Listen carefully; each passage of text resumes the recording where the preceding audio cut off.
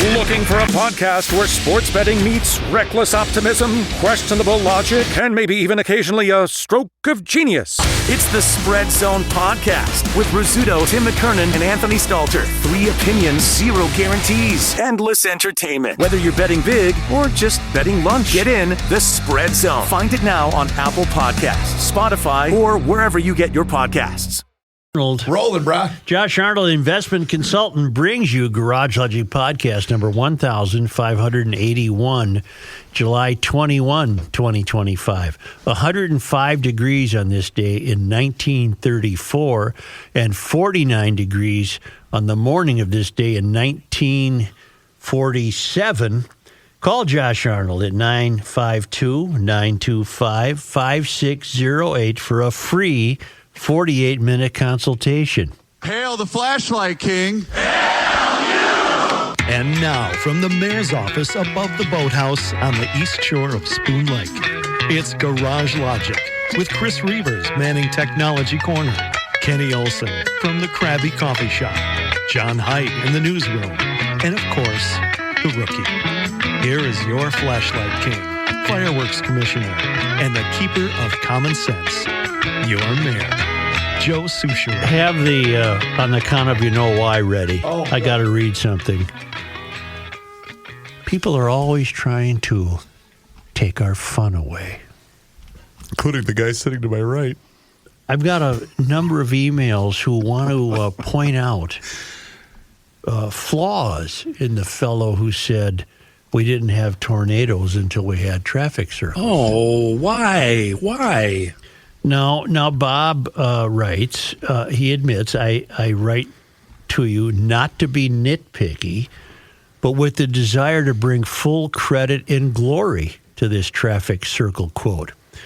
What I hear is not because on account of you want to know why. He doesn't hear that. What does he hear? said, what I hear is because on the account you want to know why. Please listen closely and decide for yourself. And I can only suspect that he's offering this as evidence that he's picked up, that was staged. And then I got another email from a guy up your way, Kenny, who points out he used a word in there that people don't use in the rural community. I'm sticking with it's real, but now I have to listen to it. Are we going to hear, because on the count, you want to know why? Didn't have tornadoes here until we started putting into traffic circles. Because on the count of you want to know why, when people go round and round in circles, it causes disturbance in the atmosphere and causes tornadoes. I don't hear. I'm not hearing anything disturbing there. I just heard because on the account of you want to know why. It's interesting that this is being brought up. It's being analyzed, Chris. Well, because I have a homework assignment for you today, sir, before you leave the premises. And I know you're eagerly awaiting Patrick's arrival for Monday Night Sports Talk, but we need a spelling of on account of you want to know why. Because on O-N. Well, no. You're going to come up with this. This is a post-show homework assignment because this will become a GL State Fair T-shirt this year. On account of you want to know why. Because on account of you want to know why. Well, I can spell that for you. I need it all in one word. Are we really going to have that T-shirt? 150%. I'm on the record where I would never wear that T-shirt. Oh, I would. You would? Yes. On account of you want to know why? Oh, but Matt, it reflects some joy we've had on this show. And you wouldn't I like wear a nice GL logo with a nice subtle... Thanks for showing up for the show, by the way, Matthew. Thanks, Rock. It's Really nice that you appreciate can it. join us. Maybe My night you'll have started to at 4:30 this morning. What time did you started get at here? 4:30 this morning. show up at the 5 airport. minutes late, leave On 10 minutes account early. of let me say something here, Such. W-A-N-N-A. Okay, I knew you were going Why? to do this, which is why I wasn't going to mention it during the show. Why does this show and the people that listen to this show have to analyze and buzzkill every little damn thing that's fun that comes along? I don't think Just Bob... shut up with the analyzing. Don't Bob- try to figure it out. Just have some fun for once in your stupid life. Didn't have tornadoes here until Put we that on a started putting into T-shirt. traffic circles. Because on the counter, you want to know why? Why? When people go round and round in circles, it causes disturbance in the atmosphere and causes tornadoes. That's the word that a guy from up Kenny's Way said. Well, we never use the word disturbance. That's not that complicated. That's not that big of a word. That guy analyzes every little popcorn fart that we make on this show. Tell him to turn his damn computer off and go mow the lawn. I love popcorn farts. I want to know. Well, we had an interesting weekend. Welcome back, everybody. For the first time in 16 years, I think that's really an important aspect of this. For the first time in 16 years, the DFL, which really isn't the DFL, it's the DFL. The DFL is in conflict now, to some degree, with the Democratic Socialists of America. But the DFL is losing. And the Democratic Socialists of America have as their mayoral candidate Omar Fateh. He was endorsed at Target Center over the weekend. And that's the first time in 16 years that the DFL, I guess we still have to consider it the DFL, even though it's the most progressive wing of the DFL that won this endorsing contest. But they haven't endorsed anybody for 16 years, which suggests to me there's real power behind this. This is a great desire of the progressives to further their cause. And I was thinking about this. Well, I've been thinking about it since it happened. And I think this show needs to spend as much time as it requires to find out who exactly is this fellow. Yeah. We don't know. Who's behind him? Well, we don't know him. Right. He has no history in Minnesota. He was born in the Washington, D.C. area. He was born in America and yet continues to call Somalia his home. He ran for I'll read you. The biographies are not enough for us to determine who this fellow is. The biographies are all pretty much cliches and very lighthearted. We need somebody who knows him. Kenny said that's going to be difficult for me to come up with. I need a member of the Somali community who knows him, who's willing to talk. Maybe we're not going to find out anything nefarious at all. I'm not suggesting that. But who is he? He knows nothing about me, and I know nothing about him. He ran for a school board seat in Virginia, and the presumption is he lost it because the next thing you know, he was looking for another job. He's never had a job outside of government. His dad arrived in America in 1963 and studied civil engineering on a full scholarship at Montana State. All right. Full ride? Yeah. His mom followed the dad, arrived later, and got her master's degree. And Omar got a master's degree in public administration. He spent his early career working with youth deemed at risk. Well, especially students of color, to find opportunities in education. Next, he worked for the city of... He went from that to next, he worked for the city of Minneapolis as a community specialist. In other words, he didn't work. Well, I'm not being facetious. What is a community that's just specialist? made-up nonsense. Yeah, I don't know what that is. Where he worked to improve the city's outreach to East African communities. Next, he worked for the Minnesota Department of Transportation as a project coordinator, functioning as a liaison between the state and outside researchers who studied the impact of MnDOT projects on the environment.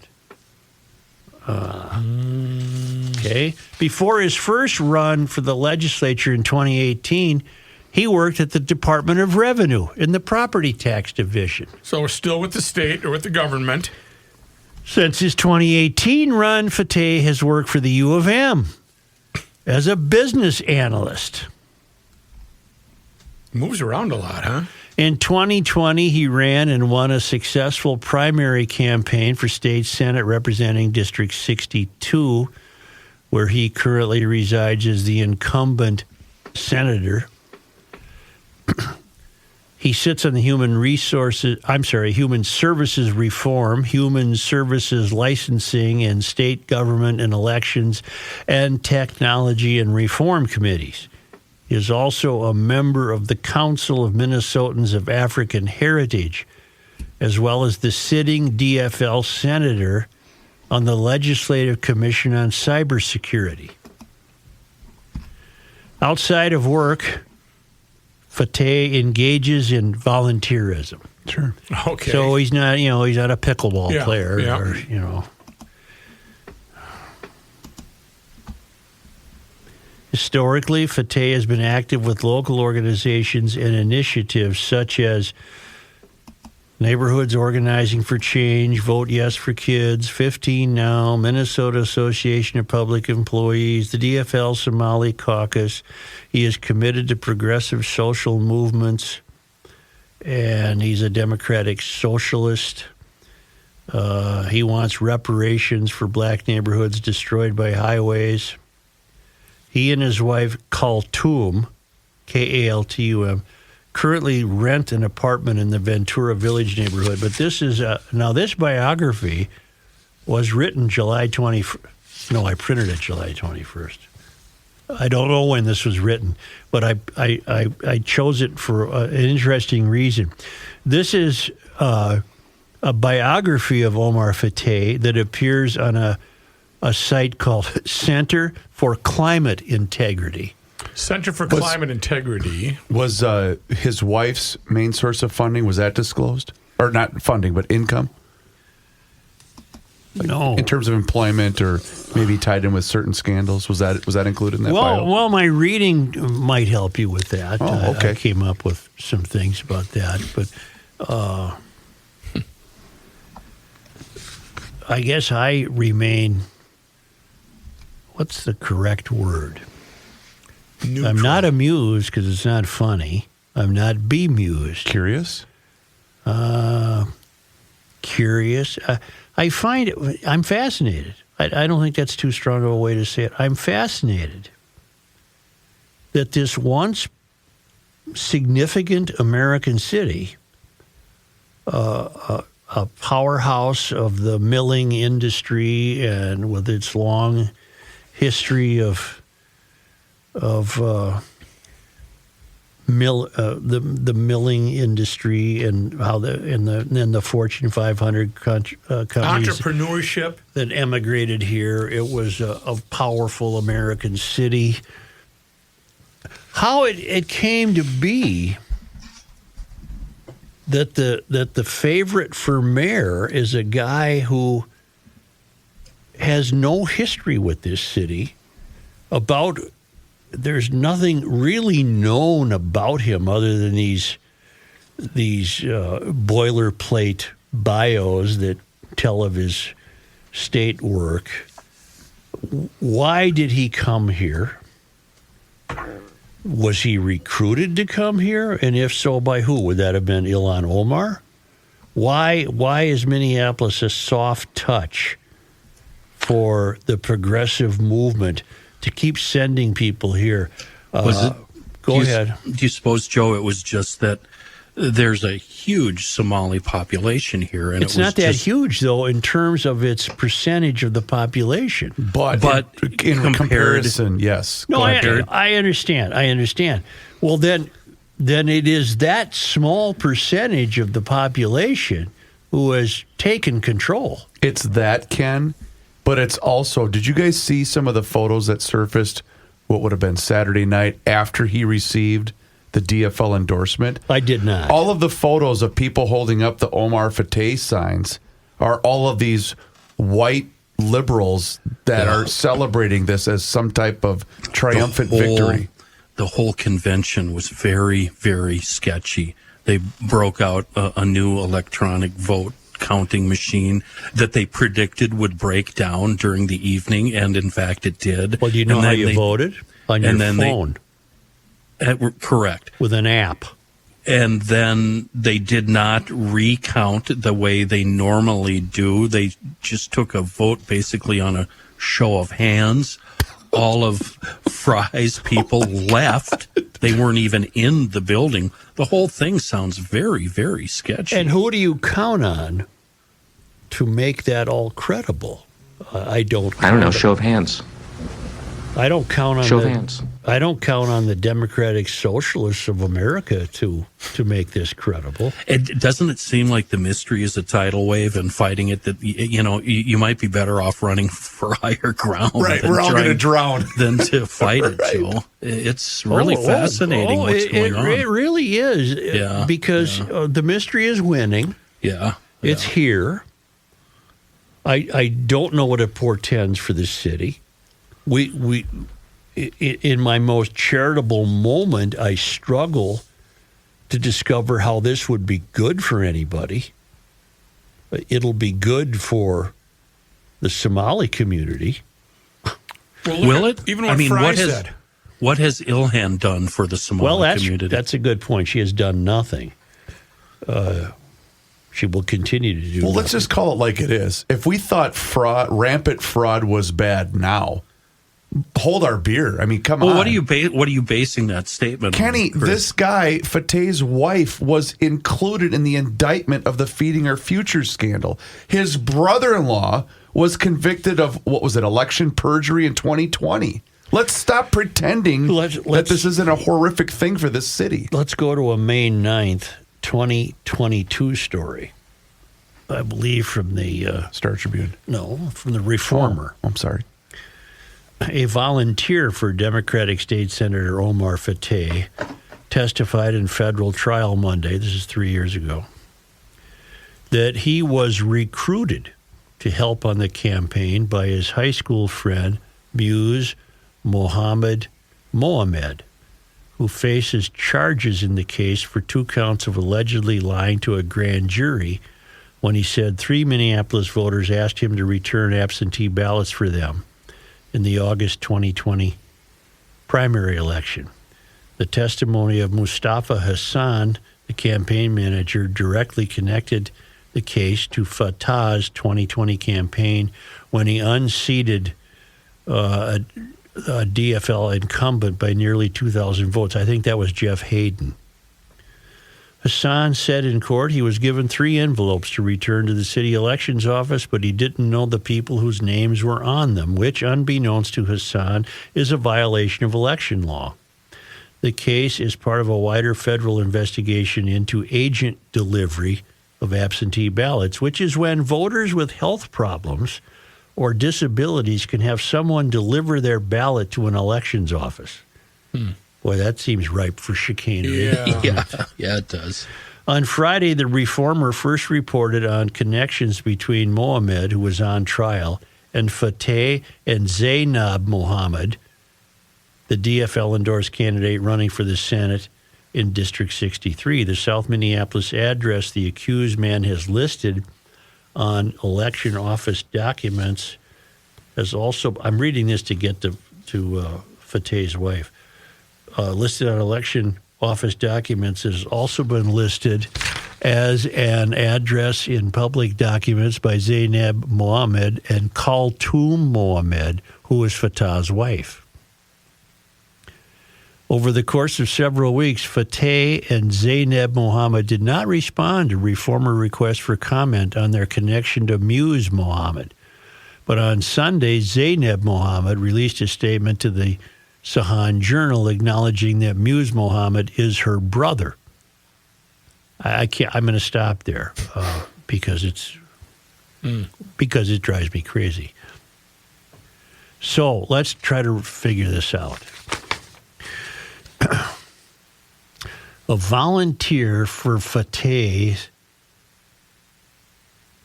a volunteer campaign worker for Omar Fateh, testified he was recruited to help by a high school buddy named Muse Mohamed, and that's a woman. Okay, so this gal, let's just go first names. Muse recruited Zainab. Nope. No. Other way around. Mustafa. Yeah. Hey. Yeah. How you doing over there? Oh. Yep. No, I don't want to do that yet. I know, but the roster seems lengthy. Keep your head above the tidal wave water. Okay, a volunteer for Omar Fateh. I'm going to start the checklist. Here we go. Oh, write this down. Here we go. A volunteer for Omar Fateh was recruited by Muse Mohamed, Jesus, who faces charges in the case for 2 counts of lying to a grand jury. So the recruiter of a campaign worker for Fateh, all right, was charged with 2 counts of lying to a grand jury. The guy recruited is Mustafa Hassan. Okay. He's directly connected to Fateh's 2020 campaign. I'm just trying to get to the living arrangements here. Seems like a full house. Mohamed, who's Muse, Wait. Yes. and Fateh, and Zainab Mohamed, the DFL-endorsed candidate running for the Senate. Oh, Zainab's running in 63, Omar is 62. The South Minneapolis address the accused man listed on election documents has also been listed as the address for Zainab Mohamed, the guy running in 63, or it's a woman maybe for all I know, and Khaltoum Mohamed, Fateh's wife. I think that kind of sleeping arrangement was like. I got the top bunk. Well, they had a chart. Yeah. Who is Omar Fateh? Why is he here? And what possible experience does he have to run the city of Minneapolis? 0. What possible experience does anyone currently elected in the Twin Cities have running a city? And the answer is none. Same with school boards. No experience. Of all those occupations you listed that he's had in the past few years, are any of them in the private sector? Are they all?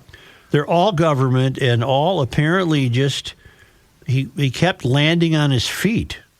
Did he get gassed, or were these lateral moves? These bios are kid glove bios. There is nothing. They're all boilerplate nonsense. He loves butterflies, and he loves tea at 3:00. I was really curious when you said he lives in the Ventura Village area. I had never heard that. Living in South Minneapolis for, I don't know, how long did I live there? 80 years? It's between 35W and Hiawatha on the east and west, and 35W on the north, downtown Minneapolis, and 24th Street. So it's right in that high crime area of South Minneapolis. Okay, but again, I don't know when that climate integrity bio was written. I think I most recently read that Omar and his wife live in the Phillips neighborhood.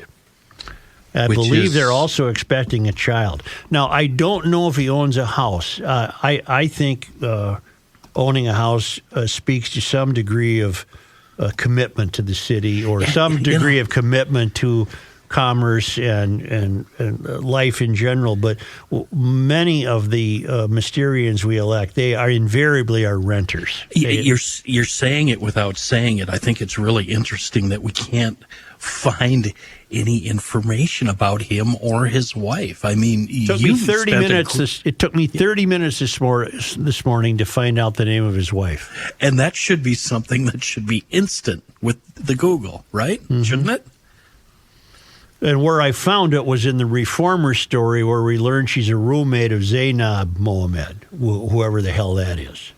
He was the recruiter under the recruiter. That's a she. Zainab is a she. That's she. They got a lot of these. That's great. Yeah. What do you got over there? Well, I got garage door information, which seems something. Fix your door while you can in Yeah, Minneapolis. before it's I'd call now. I would. Who knows what new regulations might be put on garage doors? so true. Yeah. They might be made illegal. Well, Garages. Precision Door. They serve the Metro, the Western Wisconsin. They take care of every current problem you could have with your garage door, but they're also in the business of providing you new doors. Precision Door has models for every budget. You call them or go online, make an appointment. A designer comes out. The consultation is free of charge. And if you get a new door now from Precision Door, GLers get $100 off a new single door and $200 off a double door. And as I said, models for every budget. You can book online at precisiondoormn.com. That's one word, precisiondoormn.com. Or call Precision Door at 612-263-6985 to schedule your free on-site new door estimate. Reavers here once again for my guy, Mr. Money Talk, Josh Arnold. Does thinking about retirement make you uncomfortable? Well, sometimes the anxiety from wondering if you've saved enough can be overwhelming. But what if I told you that you could ease those tensions in just 48 minutes? Well, Mr. Money Talk is going to be able to sit down with you and get you on the right track for your financial future. Josh has navigated it all when it comes to uncertain market and economic conditions, and he'll always provide straight talk, never sugar-coated advice on how to reach the finish line with your retirement goals. Don't let your financial worries give you an ulcer or keep you from calling Josh right now. His 48-minute, no-obligation consultation could be just what you need to feel better about your future. Call Josh today at 952-925-5608 and set up your free 48-minute, no-obligation consultation. That's 952-925-5608. Investment services offered by Josh Arnold Investment Consultant, LLC, a security investment advisor. Past performance is no guarantee of future results. All investments involve risk. All comments and opinions are Josh Arnold's and do not constitute investment advice. Chris Reavers is a paid endorser. I'm ready.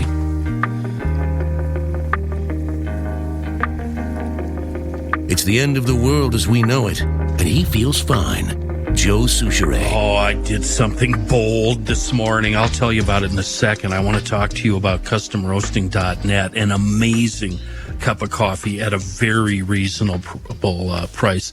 They are the official coffee supplier to Garage Logic and the Krabby Coffee Shop. They offer a variety of flavors, either ground or whole bean, whatever your preference may be. And they hand roast that right in downtown Buffalo, Minnesota.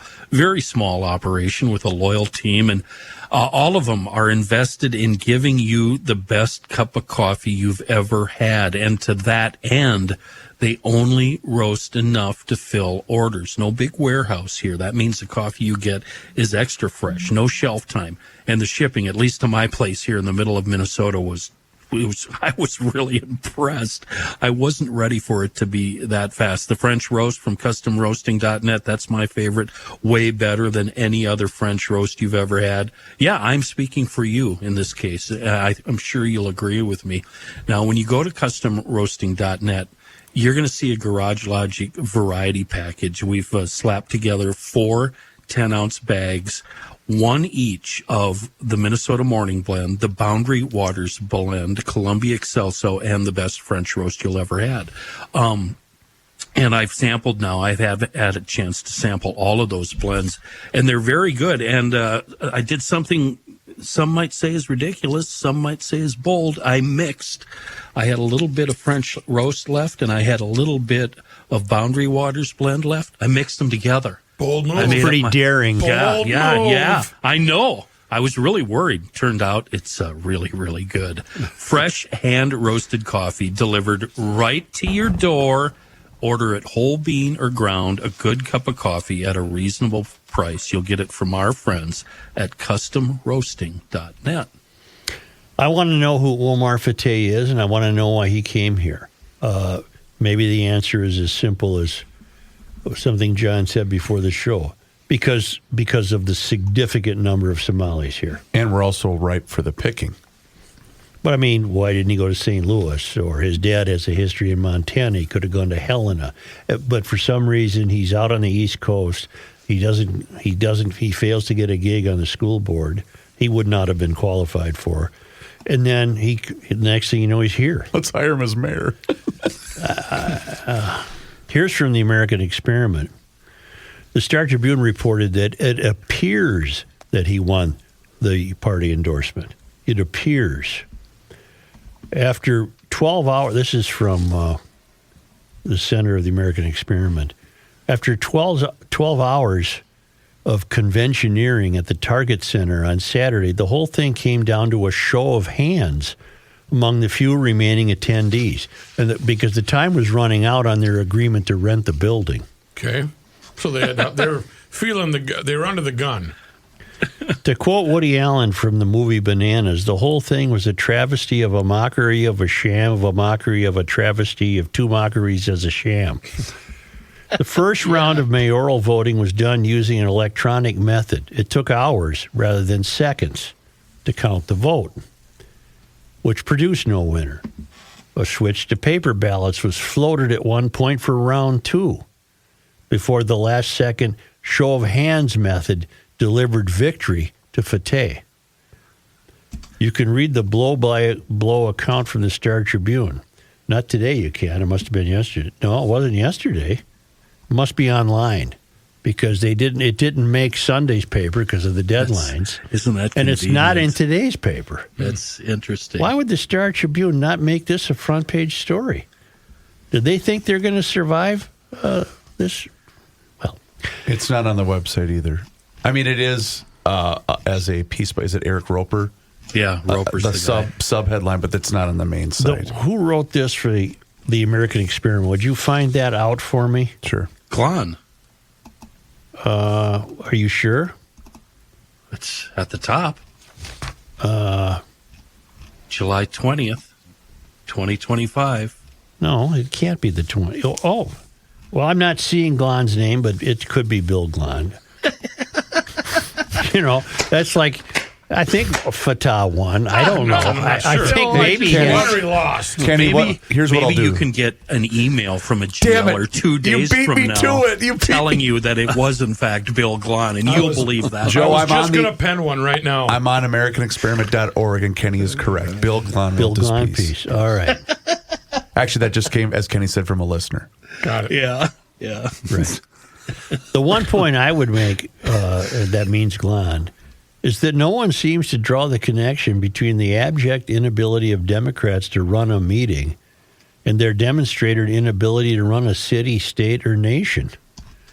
Both Fateh and two-time incumbent Mayor Fry will appear on the November ballot along with a bunch of other candidates in a ranked choice voting contest.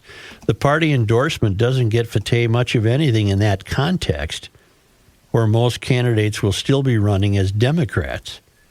The Star Tribune pointed out that at the 2021 convention, a different Democratic Socialist candidate captured a majority of DFL delegate votes, only for Frey to get reelected in anyway. Well, because finally the people get to speak. This Fateh, as the so-called endorsed candidate, is the decision of 12 people who were fighting off slap happiness because they'd been there for 12 hours. The people of Minneapolis had no say in this, and the people of Minneapolis, they weren't going to spend all day in the Target Center the way these committed people were willing to. That's why Jacob Fry, Mayor Fry, said these Fry finally had enough and left. Right, he said this should be handled by Minneapolis, not a handful of constituents for the endorsement. What else do we learn? Going into Saturday afternoon's convention, Fateh already held the position of apparent frontrunner. He had already locked up the endorsement of the local chapter of the Democratic Socialists, which may prove to be the more important one in today's Minneapolis. This ain't Hubert Humphrey's DFL. My friend from Powerline, Scott Johnson, summed up Fateh's appeal. Fateh is like New York City's Zohran Mamdani. He owns Mamdani's odious views, but without the personal charisma. Fateh is the man Minneapolis needs, the man Minneapolis needs to keep it in the course of decline and make the decline irreversible. Yeah. I've been following the career of Fateh for the past 3.5 years with his involvement in the Feeding Our Future scandal, election irregularities, ethics complaints, etc. That's the dilemma now facing the rest of Minnesota. In the normal course of things, the state's largest city serves as the economic engine and cultural center to the rest of the population. In the past 75 years or so, we've witnessed the growing phenomenon of the opposite.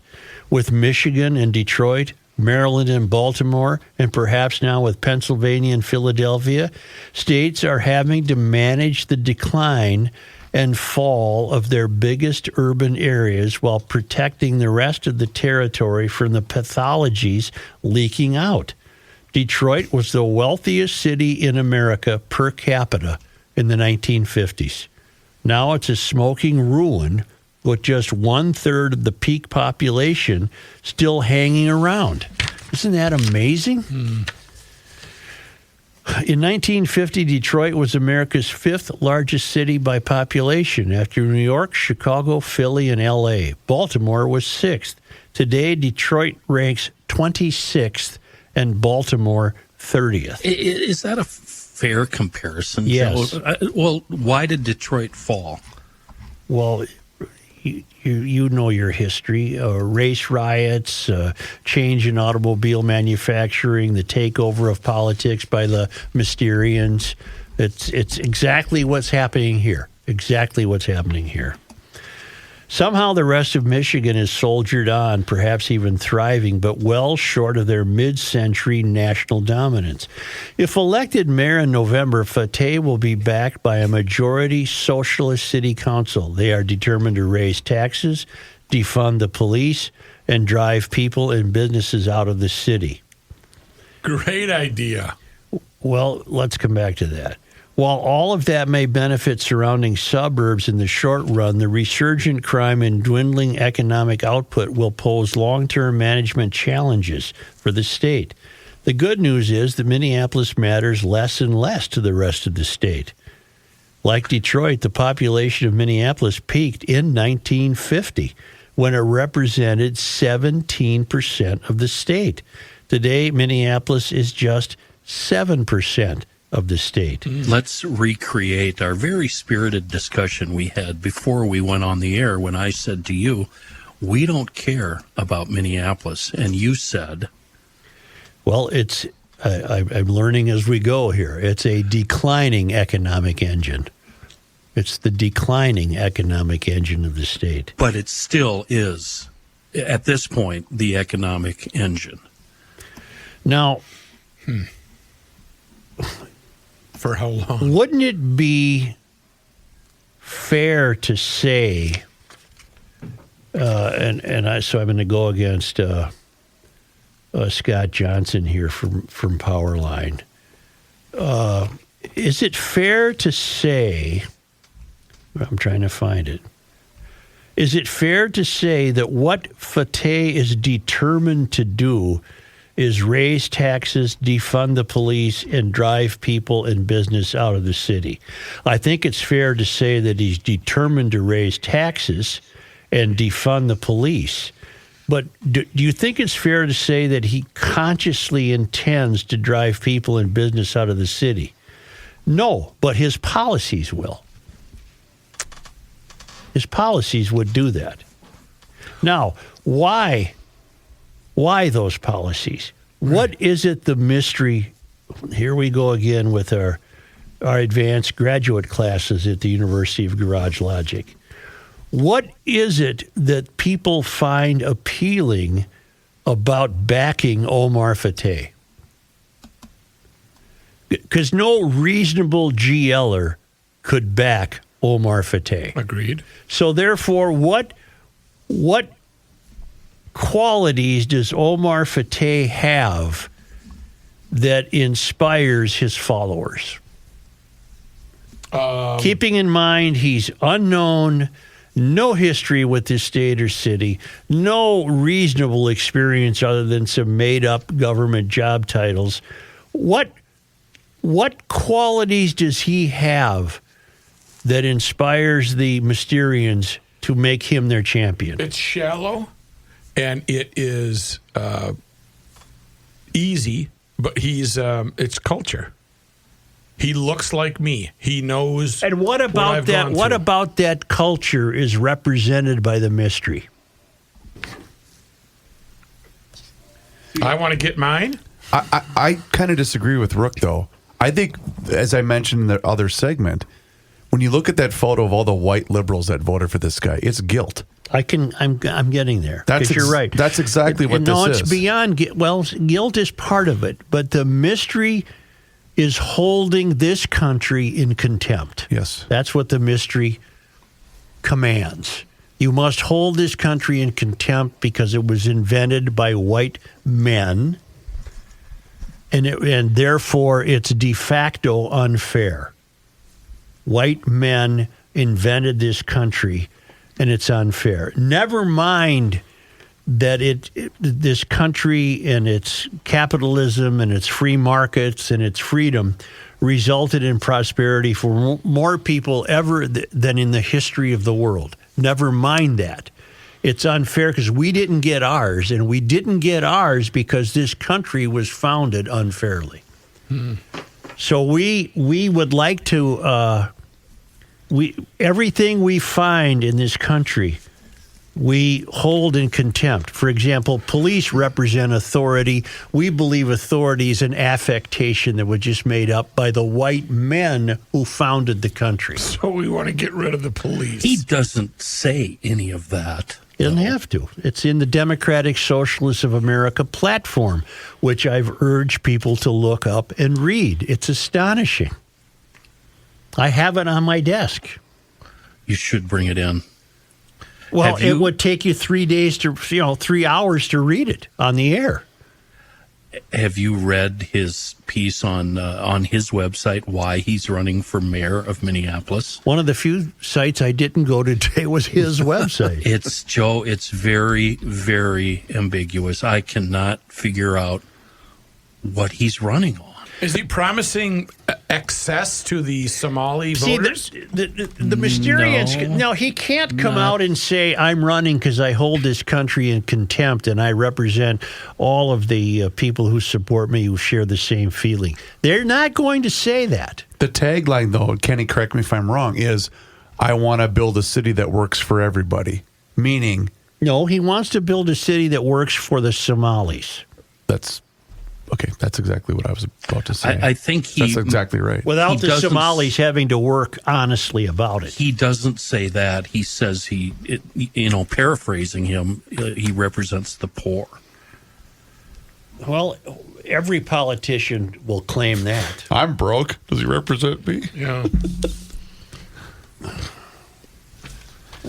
We need a mayor, this is his words, word for word. We need a mayor who understands that a city that lifts up working people is a city that lifts up everyone. Well, we've heard this for 100 years. Because when the city invests in us, we have more time to invest in the people we love. That's gibberish. Yeah, thank you. It really is. That's just gibberish. You could have plugged Fry in there 8 years ago, and he would have said something like that. Well, he does make reference to Fry. Fry first ran for mayor 7 years ago with a promise to end homelessness by 2022. Did that happen? And more people are living without a home today as a result of his failed policies. Well, the Fateh cannot end homelessness. It will only increase. Speaking about the mayor, he still hasn't delivered on a vision for public safety. He vetoes every solution that comes to his desk. It's time for a mayor who has real solutions that puts Minneapolis residents first. The thing is he doesn't define what he is going to actually do to put Minneapolis first. Well, I can guarantee you one thing. The way Mysterians can express their contempt is the redistribution of income. Because in their ideology, they're taking it from people who have gained it unfairly anyway.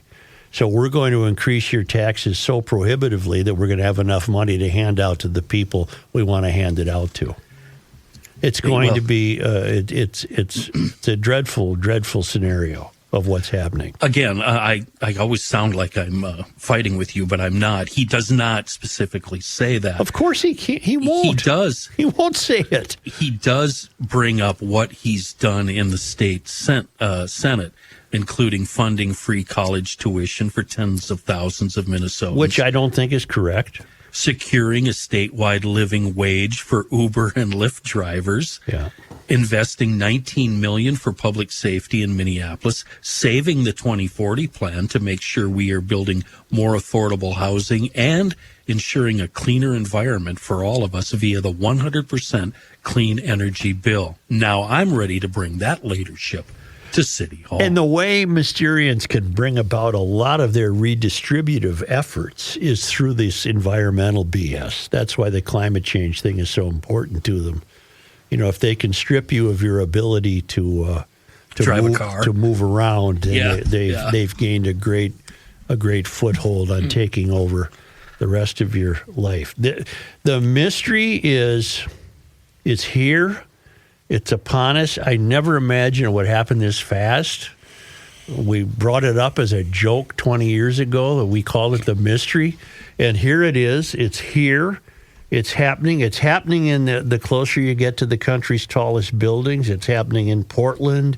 It's happening in Seattle. It's happening in Philadelphia, Baltimore, San Francisco, Los Angeles, Minneapolis.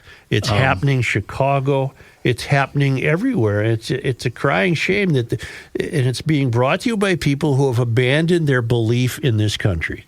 They've abandoned the belief in what it takes to succeed in this country. One city you missed, and I'm sorry to say this to your face, but where Minneapolis goes, St. Paul follows. Oh, I certainly meant to include St. Paul. Yeah.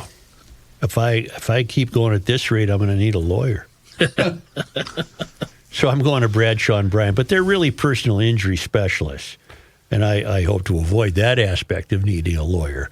But they help you if you're ever injured in an accident. They smooth out those bumps. They've been there. They know how to deal with the insurance companies. They create a team that gets you through this. And Mike Bryant from Bradshaw and Bryant will explain your rights, represent you, help you in a tough time. Your initial consultation with them, of course, does not cost you a thing. For 6 consecutive years, Mike Bryant has been recognized as a super lawyer. He's been named Minnesota's top 40 personal injury lawyers by Minnesota Law and Politics. Bradshaw and Bryant hopes you're never in an accident, but if you are, call Bradshaw and Bryant, 800-770-7008, or go to minnesotapersonalinjury.com for that free case evaluation. And Bradshaw and Bryant does not want you to be part of the problem. Don't text and drive or drive distracted. That's just common sense from Bradshaw and Bryant. Hey, GLers, it's Reavers here once again for my friends at North American Banking Company. You know, I'm really glad that I made the switch and got to know my friends at North American Banking Company because it's banking done differently. It truly, truly is. They take the time to get to know you, your family, your budgetary needs, and in some cases, whether you're looking to improve your business. Check them out online today. It's nabankco.com to learn more. When you walk into any one of their 6 beautiful Twin Cities locations, you immediately feel the difference. It's Roseville, 50th and France, Hastings, Woodbury, Shoreview, and Maple Grove. They offer all of the services as the other big national banks. Whether you're looking to buy a home, finance a new home renovation project, or get that new car that you've been thinking about, my friends at North American Banking Company are going to be able to help you out. They offer the same online and mobile banking options as the other banks, but the key difference is you're going to get the unparalleled service of a community bank. Locally owned and operated, and that means loan decisions are made right here in the Twin Cities. They are not sent out of state. So once again, check them out online. It's nabankco.com to learn more. It's banking done differently. North American Banking Company, member FDIC, is an equal housing lender. Tsunami. Here's a man who spends hours in hardware stores, sifting through the nuts and bolts of life. Joe Souchere. We don't need any video for this one, Chris Reavers. Rain, humidity, heat. What season does that bring us to? Bugs. Tis bugs. the season. Bug season. You can't even go a mile day or night without getting a splat or 20 on that windshield. Of course, none of that matters if you've stocked in a big supply of Bugs Be Gone from Seafoam. Now, a question for you. I just realized recently, how many of you actually love the bugs hitting your windshield since you've obtained Bugs Be Gone? Because then you can use it. I actually enjoy it. It's fun cleaning the windshield these days. And, you know, I continually get emails and comments right to my face about how people didn't believe me until they tried it for themselves. First of all, ouch, that's mean. And secondly, told you, Bugs Be Gone works very fast to remove bugs, organic crud, like whatever that goo is on the hood of your car after you parked under that tree. I don't know what that is, but Bugs Be Gone will take care of it. It's organic stuff, algae, mildew, road grime. Bugs Be Gone handles all of that. It's safe on all surfaces. It's a great pre-wash if you happen to be sitting in line at the car wash. GLers have been finding it in the big box stores. And be sure to put a bug in the ear of whatever store you go into if they don't have it. But here's the key, and I can save you a lot of time here. Just go to seafoamworks.com. Click on the products tab. It's in the upper right side of the page. Scroll down to Bugs Be Gone and order it online. Heck, order a couple bottles. You'll need them. And you know what? Give a bottle to a friend, a neighbor, or family member. Spread the gospel according to Bugs Be Gone. It's from seafoamworks.com. Another fantastic product from our friends at Seafoam. John Heidt in the newsroom. Thank you, Joe. This news update brought to you by North American Banking Company. DFL Senator Nicole Mitchell announcing this morning she will step down from her seat in the Minnesota legislature. The first-term senator was convicted on 2 felony charges last week after she broke into her stepmother's Detroit Lakes home back in April 2024. In a statement released through her attorney, Bruce Ringstrom Jr., Mitchell said she will resign no later than August 4th. The then head of the DFL party when all of this happened, Ken Martin, and Governor Walz had called for her to resign after being arrested. As we all know, she rebuffed those calls. Love that word, rebuffed. Yeah. Until she does resign, she said she'll work on wrapping up outstanding legislative duties and help her staff find new employment. Her attorney, what's the rush, huh? Her attorney said, quote, "It was the honor of her lifetime to serve her district and the state of Minnesota." Even as a crook. I can't wait for her to update her resume. Wonder if Cockwomble will pardon her. Ooh.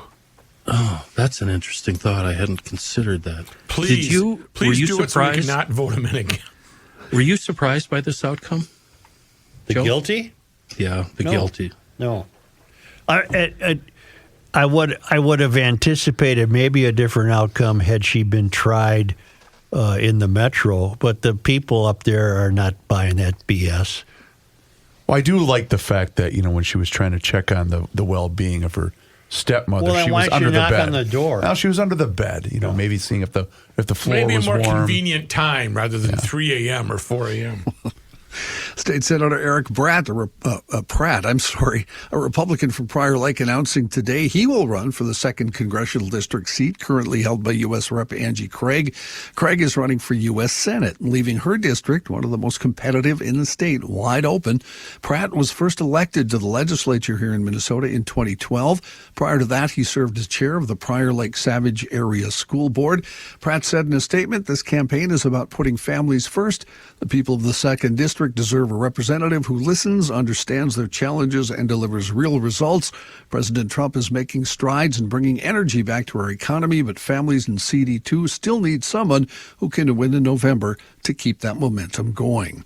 Other candidates running for the seat include Republican Tyler Kistner, a Marine Corps veteran who twice lost to Craig in 2020 and 2022, Matt Little, a former DFL state senator, and current state senator Matt Klein. Truck racer who crashed and suffered critical injuries during a vehicle-to-vehicle contact event at the Isati County Fair Grandstand last week has died. 28-year-old Joshua Wines of Bryan, Minnesota, fought courageously, according to a posting on an online fundraising, after being airlifted from the scene, but his injuries were ultimately too severe. His employer, Longshot Trucking of Hugo, said in a posting that the company is rallying behind one of her own, Josh Wines. Wines and his wife, Kayla Wines, were married in October, getting ready to go on their honeymoon soon. However, instead of celebrating their future, she is faced with what they called unimaginable loss and the emotional and financial burdens that follow. County Sheriff Wayne Cyberlick said Sunday that his office is leading the investigation into the circumstances of the crash. He said, at this time, this is not a criminal investigation. We will consult with our county attorney's office on Monday. The sheriff pointed out the event was designed around speed and vehicle-to-vehicle contact that occurred on private property, and drivers did sign waivers to take part. Thursday evening's scheduled grandstand event in Cambridge was called Night of Destruction, where vehicles race around a dirt track for a trophy and prize money. The vehicles sometimes collide, but fair rules prohibit intentionally hitting other vehicles. Wasn't it a demo derby? Sounds like it was more of an enduro race where you just try to survive. First thing I thought was our guy Matt, Right. But Matt was not racing in Iceni. I was at the Rice County Fair both Friday night and Saturday night, and they had the lowest turnout for the Demolition Derby on Friday night, and some had speculated as to this tragic situation as Didn't the reason they also have a race there? I read that they revived that track and they might have, Ken, had but a couple I was of not. classes in. I was only there for the demo derby and the tractor pull on Saturday night. Hey, before we move on, can we back up to the Senator Mitchell story a second? I'm wondering, Joe, if you saw the comments from GOP Senate Minority Leader Mark Johnson. I did not. This is his quote here. Senator Mitchell was convicted of 2 felonies. She doesn't get to give the Senate 2 weeks' notice. Democrats shielded Mitchell for 15 months to protect their political power, but a jury just needed 3 hours to confirm what was already clear. She shouldn't be a senator. Not after March 22nd, 2024, not in January 25, and not today. Now, why does she get to determine August 4th? Right. Continuing, the only reason she is still in office is because Democrats needed her vote to pass their agenda and refused to hold her accountable during session. They put political power ahead of Minnesotans, and Mitchell continues to put her personal interests ahead of institutional integrity, end quote. That is all absolutely correct. Yep. The pilot of a Friday flight that landed in Minot, North Dakota, here from Minneapolis-St. Paul International, apologized to everyone on board for what he called an aggressive maneuver that he had to make near landing in order to safely avoid a B-52 bomber military plane. The flight was a SkyWest jet operating as a Delta connection. As the pilot described the situation to everyone, he said it caught him by surprise, and he called it not normal at all. He said he didn't know why he didn't get a heads up about the B-52 in his flight path, saying the Air Force Base does have radar. The pilot said, given his speed, I don't know how fast they were going, but they were a lot faster than us. I felt it was the safest thing to do to turn behind it. Minot, by the way, home to an Air Force base with B-52 bombers. Did you guys see this video? I sure did, John. I didn't see the Do we see the video of the Delta plane? No. Well, the video I saw, John, I don't know if it's the same one, is a passenger inside the plane. Yeah. Me too. That's what I saw. But the pilot is incredibly calm. Incredible. Well, we live in a world of euphemism, don't we? We have vehicle-to-vehicle contact racing, and now we have a Delta pilot who made an aggressive maneuver. Well, to the point In other where words, he just jammed that rudder one way or the other. the reaction for the pilot is much different than the 5 of us, where we all have been, ah! Those pilots are cool, aren't they? Man. Crying. Yeah. Former Vikings player Everson Griffin arrested on a probation violation. Jail records show Minneapolis police took him into custody this past Saturday, one day after Community Corrections and Rehabilitation filed a report saying he had failed to abstain from alcohol or drugs and failed to comply with random drug testing. Court documents show Griffin was put on probation when he was convicted of misdemeanor DWI in November 2024. And the Stone Arch Bridge in Minneapolis is set to reopen nearly 3 months ahead of schedule. MnDOT has now set a date. It'll be August 9th when it will fully reopen the bridge to pedestrians and throw a celebration. The original plan had called for a reopening in October. It's a big project that started in the spring of 2024. It included expanding the interior drainage system and stonework.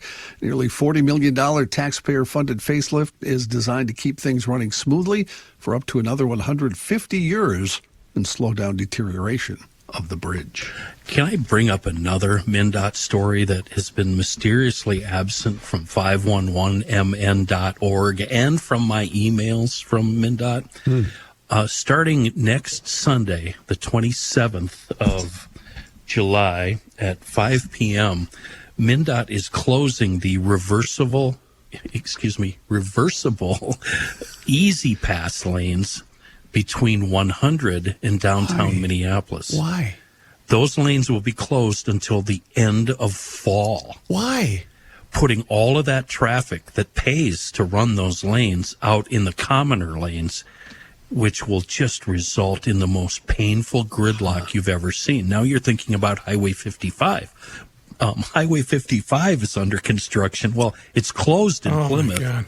And it's under construction between 100 and, the area of like Lyndale Avenue, almost to 94. Kenny, that's the way I now have to take because the interchange between 35 and 94 is under construction. This closure was designed with one person in mind. Me. Chris Reavers. Why? Why are they doing this? I got a better closure for you. Go. Bring it. My employment. To show you the inability, generally speaking, of the kind of leadership we have. St. Paul finally has something going for it. They had this weekend yacht club festival. Yeah. With big acts in town, and they drew well, and the Green Line chose those days to be closed for maintenance. Unbelievable. They can't. They're. I'm trying to not say what I want to say. Right. I know what you're trying to say without saying it, sir. Somebody might have actually used it to get there, and B, they couldn't. It was closed for maintenance. The right hand wasn't talking and to the left their hand. excuse was, well, we didn't know about the dates. That's because we have extremely poor leadership. No matter if it's Met Council, Light Rail, City of St. Paul, wherever. We're dealing with morons. Do that between Monday and Thursday. We're dealing with over morons. The weekend when you got a thing. It's like the tunnel getting clean when the Yankees are in town. That happened Every once. year. That actually You know what? But it's become folklore. Right. Can I just point out something? What? Isn't it fair for them to assume that nothing was going on in St. Paul? Well, that, you know what? That's Whoa. I hate to. Fair enough. That's fair enough. Give me the general location of the yacht club. Harriet Island. That's what I thought. Yeah. And you couldn't park there. Well, I think you were There's very limited room. certainly were encouraged not to take a car. The event themselves were telling people don't try to park Well, here. there wasn't any place to there's park. no parking. That's literally But what that's I an just easy. said. Well, I'm telling you, you're right. Okay, thank you. But that's an easy walk. Don't argue with me about over it. the Robert Street Bridge. Yeah, right? if you got dumped off at the depot by the train, which wasn't running. walk across the Robert Street there. Bridge, So, Wabasha Street the clientele for this yacht club festival is about people, 30 to 50? No, I would bet It was younger Green than that. Day. It was Well, okay, but here's Hozier. my point. How many people were dumb enough to go to the light rail platform expecting to take the And train? then stood there for Stand 2 there. hours. They've been eating coming gummies or all what? morning. They're just gummed out to the max. I got to sit down. I'm going to sit in their shade. What's this damn train coming anyway? Sign out front should have told you. Oh, my God. I will say that St. Paul, whatever that park is across from where the jail used to be, then the courthouse, the park that has the fountains. I don't know Rice what- Park? It's not Rice Park. It's the one right on the river. It's huge homeless encampment. It isn't a park. It's just an area. Okay, well, it's normally trashed, dirty, and full of homeless people. This weekend, there were 4 squad cars in the park. They cleaned it up, and it was very refreshing. But they did that because of How the is yacht it? festival. How is it today, man? Right. Back to normal. It is back to normal. They dumped all the trash out again, back on just so that the homeless people can feel at home. Yes. Wow. What's Johnny doing? Hi, we're going to take a break, actually, and hear from our friend Chris Reavers before we have more news. All of this news is nuts. So are We Are Nuts. D's? MN.com. D's? They are D's nuts. Hey, by the way, getting a ton of great emails from people and Frat Pack 5,000 Facebook posts of the people buying their nuts at both Fratelloni's Hardware, Max Hardware stores in both North Dakota, South Dakota, and Western Minnesota. They are now carrying We Are Nuts. And it's cool to see. And a lot of these people are posting on social media. But like I said, you can go into any one of the 22 Fratelloni's Hardware and Garden Stores locations. Also, Lunds and Barley's has We Are Nuts. And Kowalski's has We Are Nuts. But you can go to their website, Joe, which is wearenutsmn.com. And right now, all of you GLers can have the GL special running through the end of the month of July, where you get $10 off the famous Best of Toffee Nuts Nut House 4-pack. And that includes, I'm glad you asked, the Maple Bourbon Toffee Almonds, which are fantastic, the original Toffee Peanuts, which are also very good, Cinnamon Toasted Toffee Peanuts, and the Hot Nuts Toffee Peanuts. That is the Nut House 4-pack. Available online right now. Here's some hot nuts. These are hot nuts. At wearenutsmn.com. $10 off, but you have to use the discount code, which is GL Nuthouse. That's us. GL Nuthouse. That's one word, Joe. Did James Brown have a song called Hot Nuts? No, hot tub. Hot tub. Hot tub. Hot tub. That wasn't really him either. He had hot pants. Hot tub was Eddie Murphy. There we go. I'm not allowed to say Hot that, tub. so I can't. It's been stricken from my records. Opie Cunningham. Yeah, Opie Cunningham. Use the discount code GL Nuthouse at checkout and let the fine folks at We Are Nuts know that you heard about them right here on the Garage Logic podcast.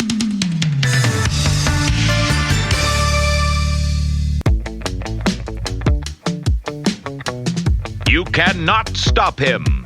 He'll just make a move. Joe Souchere. In national and international news, first conflicts around the world, Russia open to peace, they say, with Ukraine, but achieving, quote, our goals, they say, remains a priority, according to Kremlin spokesperson Dmitry Peskov. He did this days, of course, after President Trump gave Moscow a deadline to agree to a ceasefire or face tougher sanctions. Peskov and other Russian officials have repeatedly rejected accusations from Kyiv and its Western partners of stalling peace talks. Meanwhile, Moscow continues to intensify its long-range attacks on Ukrainian cities, with more drones launched in a single night than during some entire months in 2024. Analysts say the barrages are likely to escalate. Gaza saw its deadliest day yet for aid seekers in over 21 months of war, as at least 85 Palestinians were killed trying to reach food on Sunday, according to the territory's health ministry.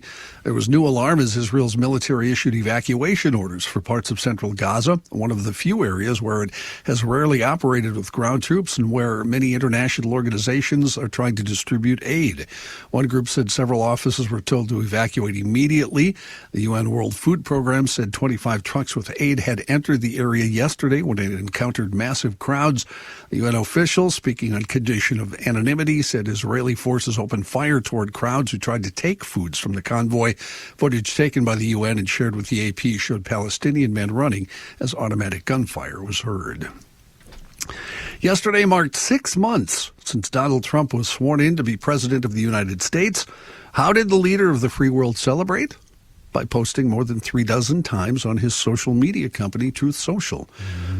Topics ranging from jailing political opponents to promoting the book of a Fox News ally to changing names of sports teams that formerly had Native American names back to those names, and in one case, a video collage including widely debunked footage of a woman appearing to catch a king cobra with her bare hands in South Africa. Oh, that's a fun video, but it's been going around for a while. Don bought it, huh? The oddest one posted an AI-generated video depicting Barack Obama's arrest and imprisonment, as well as calls for other Democrats to be jailed. Most critics saw the deluge of posts as a distraction to try and move the conversation away from the Jeffrey Epstein story that has dominated the news for the past couple of weeks. Yes. See, I think what the critics are missing is, and this is just my point of view, that the president is making these posts just to irritate him. I think he's giving him the needle, he's jabbing him, he's mocking him. These aren't for his followers. They're to upset the opposition, and I think he's doing a fantastic job of that. I think he's doing everything he can to steer any attention away from the Epstein stuff. Yeah, I think you bit on a hook pretty hard. Mm-hmm. It's sticking out of your cheek. What hook did I bite on? The Epstein one I stuff? just brought up. Oh, I haven't seen it. I don't see him on Truth Social. I don't see it. You're not on Truth No, Social? I'm not. No. Huh. I'm on that. I'm on the other one. Blue Sky? Instaport. No. Instaport. X. Yeah. What's used to call Facebook. He's on Tundra. Bookface. Bookface. Goes on Bookface. The Environmental Protection Agency says it's eliminating its research and development arm and reducing agency staff by thousands of employees. The agency's Office of Research and Development has long provided the scientific underpinnings for EPA's mission to protect the environment and human health. They said it would shift its scientific expertise and research efforts to program offices that focus on major issues like air and water. This announcement comes 2 weeks after the agency put 139 employees on administrative leave. Those employees had signed what they called a declaration of dissent with agency policies under the Trump administration. Speaking of letters of dissent, a public letter this morning from NASA employees urges leaders of the space agency not to carry out the cuts sought by the Trump administration. It says, "We are compelled to speak up when our leadership prioritizes political momentum over human safety, scientific advancement, and efficient use of public resources." The letter addressed to Sean Duffy, the Secretary of Transportation, whom President Trump appointed this month as acting NASA administrator. Latest polling from the American Research Group says 38% of Americans approve of the way President Trump is handling his job and 59% disapprove. That's pretty much the same as it was last month. On the issues, 35% of Americans approve of the way Trump is handling the economy, 61% disapprove. Not surprisingly, these opinions run along party lines. Independents do show disapproval. Among Republicans, 79% approve of the way Trump is handling his job, 20% disapprove. Among Democrats, 3% approve, 96% disapprove. Among independents, 34% approve, 61% disapprove of the way Trump is handling the job. Great American songwriter has died. I feel I must mention Alan Bergman. One half of one of the greatest American songwriting duos. The other half was his wife, Marilyn. She died in 2022. Their lyrics were set to the music of composers, including Michael Legrand, Marvin Hamlisch, John Williams, Quincy Jones, and many more. Singers ranging from Dean Martin and Frank Sinatra to Barbra Streisand and Sting recorded their songs. Together, the Bergmans wrote the lyrics for The Way We Were, The Windmills of Your Mind, tunes for the movie Yentl, theme songs from television shows from the 1970s. The songwriting team went on to win 3 Oscars, 4 Emmys, 2 Grammy Awards, and were inducted into the Songwriters Hall of Fame in 1980. Their big break came with Frank Sinatra's 1960 album Nice and Easy. Kerner became a friend of the couple, referring to them as, quote, the kids. They had another career breakthrough when they worked with composer and producer Quincy Jones on films that he did music for. Among the most famous tunes the Bergmans wrote, How Do You Keep the Music Playing? Sinatra and Tony Bennett's versions among the most well-known of that song. Alan Bergman was 99 years old. Well, he had quite a run then, didn't he, John? He had a very nice run, as a matter of fact. How about Thank you that very much. Yentl soundtrack? Oy vey. Yeah. Chris? Yes. Are you supposed to do something now? I'm just waiting for a cue. Barbra I said that. Streisand. Yeah. What a gal. Yeah.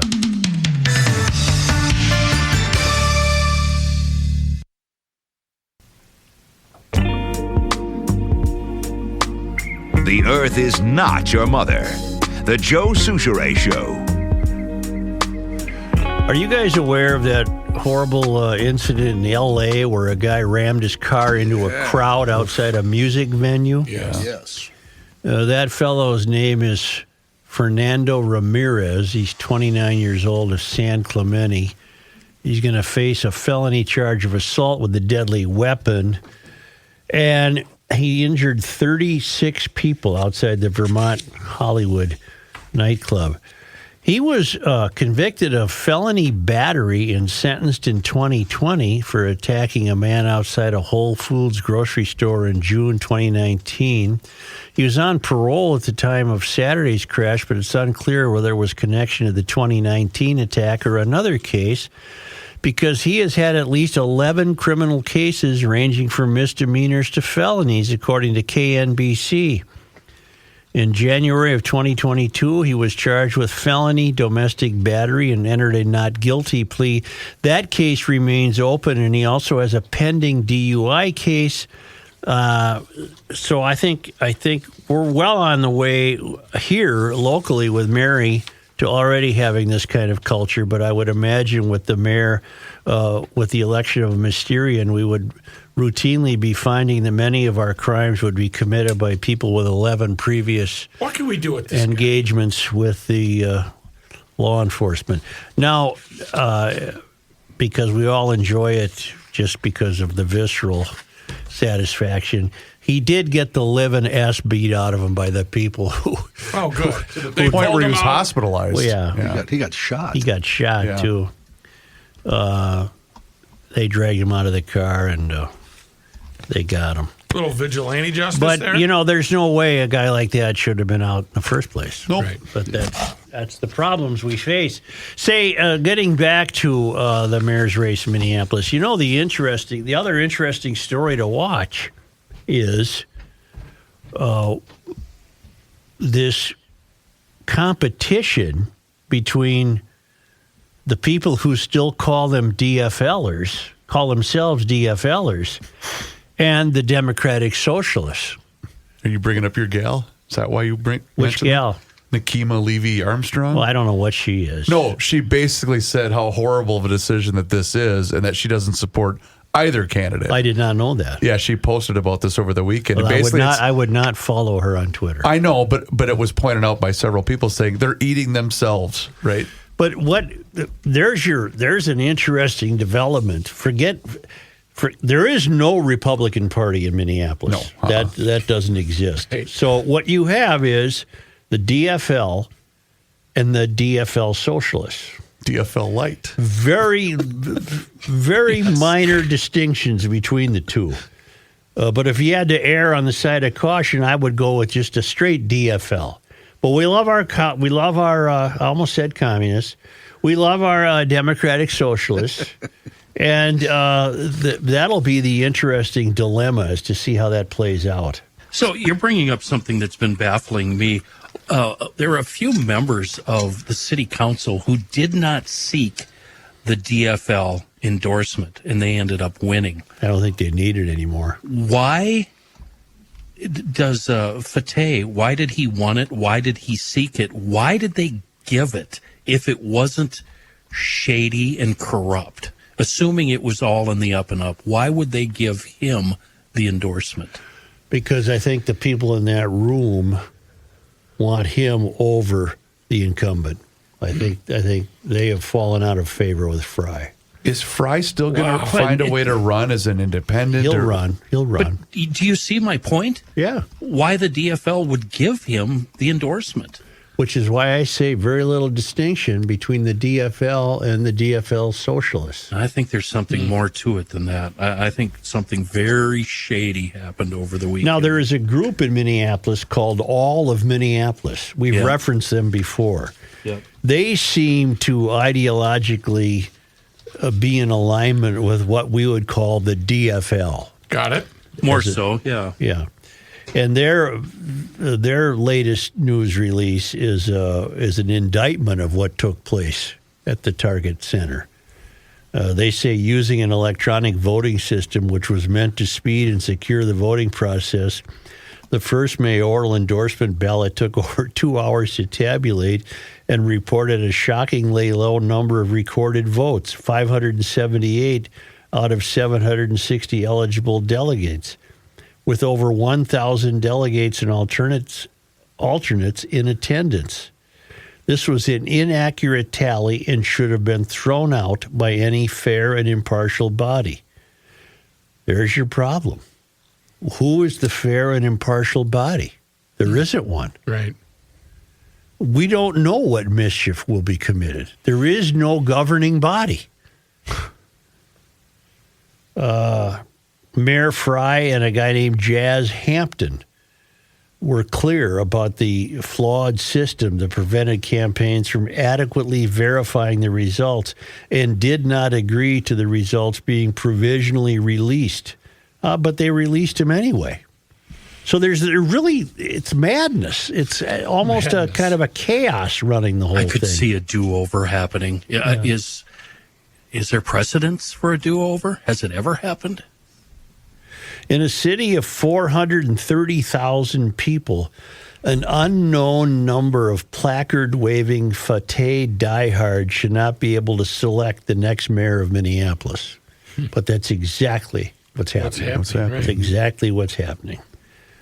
Despite never getting a legitimate vote tallied, Fry and Fateh visually and audibly had the strongest support from the delegate body. Fry also made it clear through his convention performance that he is the only candidate with the experience, ideas, and character to continue leading Minneapolis through the last half of this tumultuous decade. Well, I'd have to agree with him. I mean, I got to take Fry over Omar. Which, again, you will always live to regret the mayor you used to have. Who's going to replace Mayor Fateh? Can you imagine what we'd get when it's time for Fateh to go? My mind That guy's a right-winger. Jeez. You know what we haven't brought up, and it just slipped my mind until right now. 2 years ago, there was a fight at a Democratic convention. I think it was for city council, was it not? And it was actually that's ringing a bell. City council throwing hands. It was an actual fight. A Tilly. Yep. You know what? Also, we didn't mention. You know who died? Felix Baumgartner. Yes, the World War II guy. No, he's the guy that jumped out of that balloon. Yes, the Red Bull. Very ironic death. He crashed a hand glider into a beach in Italy. Yeah. The guy jumps out of a balloon at 70,000 miles away and makes it to Earth, and he crashed a hand glider on a beach. I won't lie. I had this story Friday morning when Mr. Hauser filled in for you. Yeah. But we did an abbreviated news, and I kept looking at the story thinking, if I read it, we're going to have too much fun with a guy's death, so I didn't read it. Yeah. You know what? Wise counsel. Good choice. That Friday show, not our best effort. Joe, do not listen to that, please. We would call that when Royce would have the midday show and the Twins had a day ball game. We're bleeping backing up to the pay window today. Yeah, it was worse than that. I also believe we should be contacting the lake detective for a midsummer update on swimmer's itch. Ouch. I read a big piece in the Tribune yesterday, a Dennis Anderson piece on swimmer's itch, because it mentioned a lake I'm familiar with. Pelican Lake apparently has serious swimmer's itch, and Bay Lake in Crow Wing County has serious swimmer's itch, and it's an unsettling way to realize how swimmer's itch happens. Yeah. Where does it itch? No, the swimmer's itch is bacteria. It gets all over your body. It looks like measles. Okay, I had it somewhere else. And that bacteria, I mean, the name Pelican Lake, it's aptly named. There's pelicans in Pelican Lake. And what do pelicans do? They eat as much as their pelican. Swimmer's itch is caused by something having to do with snails, poop, and merganser ducks. Yeah, I'm not swimming in that stuff. Well, the kids were all up there over the 4th in Bay Lake, and none of them got swimmer's itch. Or do you just tell the missus, "No, honey, I swear it's swimmer's itch"? I promise it's swimmer's itch. You don't have to look at it. Well, I never knew how swimmer's itch happened, but it's something to do with snails and duck poop. In all seriousness, do you have to get an unguent? How do you cure it? No, you can put an astringent on there, or a astringent, or a salve, or an ointment. Astringent. I don't know what that word is. I think I must have made up a word. Joe Sucher here for astrogent. I will get you some astringent. Some type of analgesic. Yeah, I think that's something you keep in the nightstand, if you know what I'm saying. I remember the first time I had a back problem, and my mom told me to get some Doan's pills. And I called her and I said, "Mom, I'm not taking these." She said, "Why?" I said, "They're analgesic." She said, "No, I don't think you think that's what it means. Something different." Only because. So you're like that in real life too, then, Rourke? I was younger. I was maybe 18, 19. Very Remember how dumb sheltered. I used to be? Very sheltered. Only because they come to us all the way from South Africa, where the traveling Lymans are ensconced Yeah. at Marloth Park. That's a wild game area there. You mean like crazy? On this day, Joe, today Let's is play pickleball. July 21st. in 1820, Lewis Cass, governor of Michigan, which at the time included all of present-day Minnesota, reached what he erroneously believed to be the source of the Mississippi River, a lake called Ga-Miskwawa-Kokag, where there are many red cedars. I don't think Pat's being too loud to you. He remembers Cass. Afterwards, settler colonists began to call it Cass Lake. There's also a Cass County. Yeah. Easier There's also to a mama pronounce. Cass. Pardon? Easier to pronounce. On this day, Good Lord. in 1820, God. the members of Captain Stephen Kearney's expedition to find a road Yeah? from Council Bluffs, Iowa to Fort St. Anthony, later Fort Snelling, arrived at Lake Pepin, having lost their way. Well, they got lost. Then Kearney marched his men north to the fort, so they got there. On this day, July 21st. in 1856, James J. Hill arrived in St. Paul to work as a shipping clerk for J.W. Bass and Company. He later made his fortune as a railroad baron and business tycoon. On this day, On July 21st. in 1879, Joseph A. Burnquist was born in Dayton, Iowa. Between 1915 and 1921, he served as the 19th governor of the state. Another governor we haven't heard of, Joey Burnquist. And led the Minnesota Commission of Public Safety. He died in Minneapolis on January 12, 1961. Wow. Yeah, 61? that's right, man. On this day, Crazy. July 21st. in 2010, the Sabathonites Drum Corps, an African-American drum corps founded in 1964, participated in the Aquatennial Parade in Minneapolis after boycotting the event for 43 years. Drum Corps members began the boycott in 1967 after police attacked several Drum Corps members as they marched in the parade. Wait a minute. John, you got to look that one up. I am looking at it right now. Wow, what happened? The police, on high alert because of rumors of possible riots, overreacted and beat many people in the crowd, including some of the drummers. 1967 was a summer of rioting in North Minneapolis. Mm-hmm. And they got wind of possible rioting during an Aquatennial Parade, and they went after the drummers? Well, it started with the crowd, apparently. They're being the crowd and moved on to beat some of the drummers. Well, we've come a long way, haven't we? Yeah. Well, Were they a marching band? I'd like to think so, but they were a part of a marching band. They were a drum corps. Did they have a cello? No. On this day in sports disappointment history, July 21st. well, on this day in 1984, Les Steckel held an Ironman competition. No. Remember that fruitcake? Hasn't his name, Les Steckel, been stricken from the records? He was one and done. On this day, On July 21st. 1988, twins related. 88. 1988. Triple play? No. No, that was the first. No. Lombardozzi and Gladden Oh, they duked it out. had a Throwing fight. hands. Throwing hands. They kid. threw hands. Was that? Yep. It sure Okay, was. sure was over there by Gladden's place. If you want a Was that at Gladden's house? yeah, Lombardozzi showed. In Lombo went fact, to Gladden. Are they friends now? I don't know. I have no idea. I want him to be. Ask him. I want him to be. Rob Deere, former Brewers player Rob Deere, has a podcast, and Gladden was just on it recently, laid out the whole thing. It's hysterical. Where he took off the wedding ring and went, all right, well, I guess it's time to go. It was really funny, but he did it on Rob Deere's podcast. Was there a winner? Well, they both got the S kicked out. I mean, I don't know. You can ask Royce during Monday Night Sports. I wonder what they were fighting about. Hustle and playing time and celebrate. Go ahead, Johnny. The fight stemmed from Lombardozzi leaving the dugout after being pinch hit for in a game, which angered Gladden. Lombardozzi later showed up at Gladden's house, resulting in the physical altercation. Let's settle this like men. Okay. Thank you, GLers. Yeah. Thank you. Oh, yeah, whatever.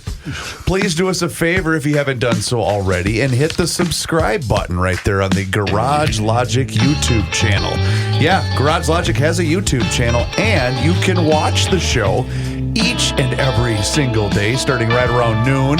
And on that YouTube channel, there's also full segments. There's video shorts, there's behind-the-scenes coverage, but it's all there for you. Just search Garage Logic on YouTube, and you can search Garage Logic on all of our social media channels, which includes Facebook, Instagram, and X. And you can also sign up for the Daily Logician. That's an email that comes right to your inbox each and every single day, and it includes the most recent episode of the podcast. Find out more, and you can sign up right now at the website, which is, of course, garagelogic.com.